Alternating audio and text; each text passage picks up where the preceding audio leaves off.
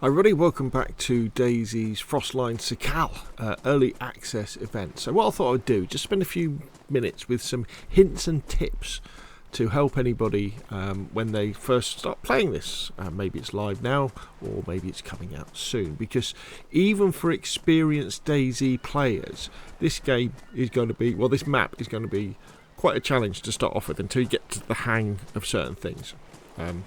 And the main thing about this is obviously it's freezing cold. Now, as part of the early access event, there's a boat there. Oh, was it sunk? Oh, that's sad, isn't it? As part of the early access event, we were when you spawned in with a knife, bandages, and a chemical light, so that you can kind of see where you're going, even in the dark. And I'm just going to assume, for the purposes of this video, that that's what happens when it goes public as well. And I think they have to give you that knife, because the most important thing you're going to do when you first start is, no matter what you do, you want to run up to the nearest bush, and you'll want to make a stick. And then you'll want to go and either use one of your bandages, split your bandages, or probably, let me just can I put this knife away? No, it's too long. I can't put it away, can it? Or what you're going to want to do is go into the nearest building and quickly find some rags. So, for example, right, let's see. Let's pick up. What have I done with that knife? Let's pick up the knife. So let me show you. So let's find a nice bush. Here we go. There's a nice bush. There we go. Here's a bush. So let's gather a long stick. So you're going to gather a long stick, like so. There's some mushrooms. Okay, can we keep those? Yep. And then there's our stick, and we're going to put that on the ground. There we go. Now you could use some of your bandages. I'll probably keep them. I'll probably get some rags, and then you go. In fact, I'm going to split that rag there, and then just combine it with your stick and craft a torch. Dumpty dumpty dumpty dumpty dum, like so. So there we go. So there we've got a torch. Now the problem is, how do we light this? So you're going to quickly make a drill kit. So what you're going to do is grab a knife, go up to an appropriate tree, gather some light bark, like so. There we go. We're going to pop that in there, and then we're going to go and get, remembering where our, so there's our torch. Just going to go and get another stick now. That'll do. Okay, and I'm running out of inventory space, aren't I? Can we put that there? That can go in there. We can pick this up. We're going to split this long stick up. Dumpty dumpty dumpty dumpty dum. There we go, and then we're going to combine that with the short stick. Now, it will ask you to craft a fireplace straight away, but don't. Use the down option to craft a hand drill kit. Very, very important. Otherwise, you'll end up with a fireplace when you don't want one.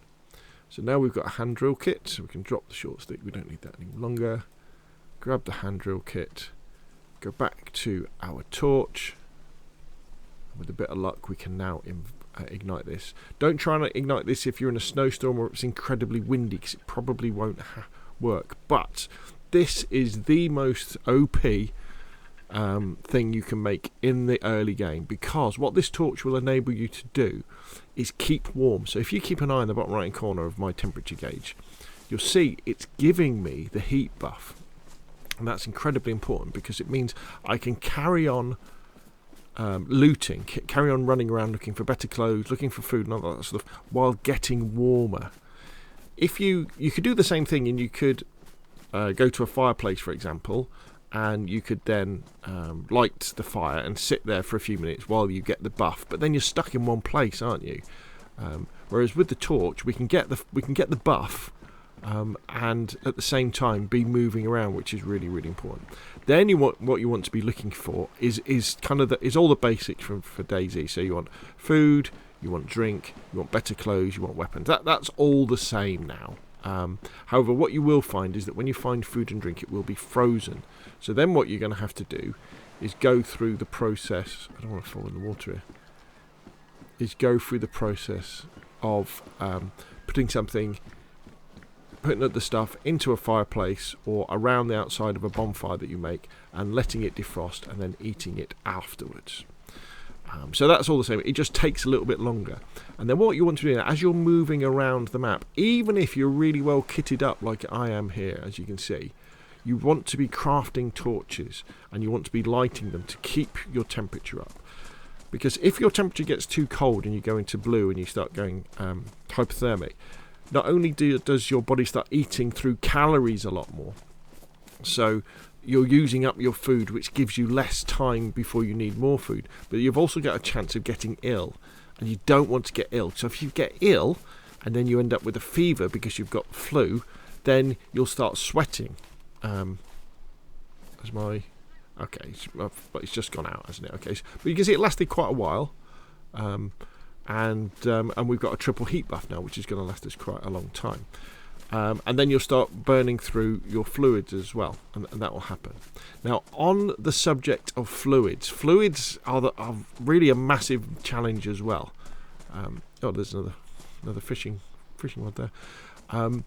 And fluids are a problem because you can't just go. There's no rivers that you can go up to and just drink. Obviously, that would be risky. So, what you're going to be wanting to look for, if you can, is obviously things like cans of Pepsi and things like that. But here we go. Here we have the gelatin tablets. And one of the most important things is the cooking pot. Because if you get hold of a cooking pot, it'll probably be frozen, and you get some gelatin tablets. You can then decontaminate the water. Now, the water on this island, as far as we're aware at this moment, all of it gives you a chance of getting heavy metal poisoning from contamination from the volcano, from the ashes. So you've got to be careful about that. And gelatin tablets not only disinfect the water, but also if you get ill from drinking water, the gelatin tablets will help to cure you. And I think you need 2 to get a cure, because I think I've got heavy metal poisoning as you're going along. So watch out for that as you're moving on, and then just be really, really careful. As far as what I've kind of learned, and I've got I've got some good kit here now. I've got everything I need really. I've got a Sega shotgun. I've got a baseball bat with barbed wire. I've got a torch for the night. I've got some rope to make an improvised fishing rod. Even though I've got a normal fishing rod, as you can see, I've just been fishing, so I've got some fish fillets, we've got sewing kits, we've got duct tape, we've got leather repair kits, I've got a can opener, I've got a cleaver, I've got a torch, I've got a battery, I've got a longhorn for hunting. I've picked up all this. It's fairly easy to get all this stuff as long as you give yourself time. And the key to giving yourself time is making sure you don't get too cold. And that is by having torches and running fires. And as soon as you see your heat buff starting to drop, as soon as you lose your heat buff and your temperature starts to drop, that's really when you want to be thinking, right, I need to be finding some rags, I need to be finding a stick, I need to make myself a fire drill, and I need to get that torch going again to get my character warmed up, so I'm not burning through all of my calories. Right, let's have a look. What are these? Damaged, dried. Oh, there we go. Let's eat some mushrooms. And at that point, as long as you keep that rocking along and rolling along, you'll be able to survive fairly easy. You'll be able to go exploring. You'll probably want to get quite a lot of food ready if you're going to go over the ice cap to one of the other islands. But as far as that's concerned, I feel now I'm ready to sort of carry on surviving almost indefinitely as well. There's not too many zombies either. I haven't heard wolves, so I don't think there's wolves on the island. And remember, the devs may well turn this sort of thing on as things go on. But after that, it's just a case of going along, and then as you're finding things, just if you're not sure about it, just check stuff for insulation. And like now, right, I can see, okay, so my jacket's got damaged, so we really want to make sure we quickly repair it, and we're just staying on top of everything.